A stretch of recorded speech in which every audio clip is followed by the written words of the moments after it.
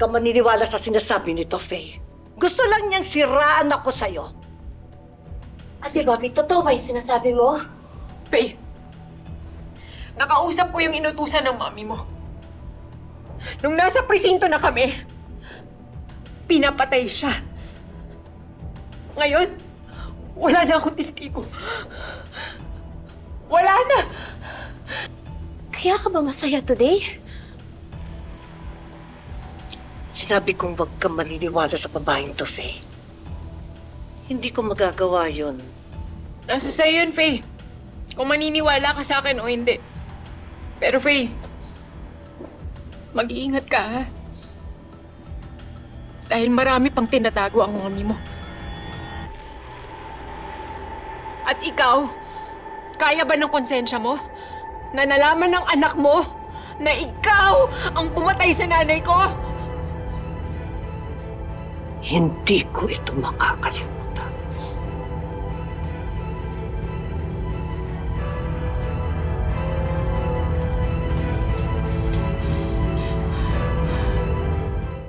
Sorry, Faye. Kapatid kita. Dapat pinuprotektahan kita. Hindi ko dapat hinayaang marinig mo lahat ng yun. Pasensya ka na. Antes, hindi mo kailangan mag-sorry. Si Mami dapat yung nagsasorry. Ako dapat yung nagsasorry. Ate Bob, from the bottom of my heart, I'm really sorry sa lahat na nagawa ng mami ko. Kung totoo nga na pinapalatan. I'm really sorry. Totoo, Faye. Yun ang totoo. Yung mami mo ang pumatay sa nanay ko. At sigurado ako na marami pa siyang ginawang hindi magaganda sa iba't ibang tao. The day after magulpi si Vince, he started to avoid me. May kinalaman ka ba dito? Are you serious, Faye? You're actually pointing your finger at your mother? Wala akong kinalaman dyan sa mga sinasabi mo.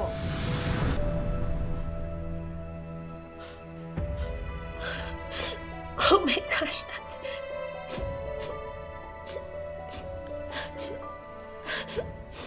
Ate, there's an instance before nagulpi si Vince. Kasi nagulpi si Vince nung hindi ko alam kung sino. Kasi wala nung pinagbabawalan kami ni Mommy na magkita kami. Wala naman akong hindi ko naman inisip na si Mommy yun eh. Pero now, I'm sure may kinalaman si Mommy doon.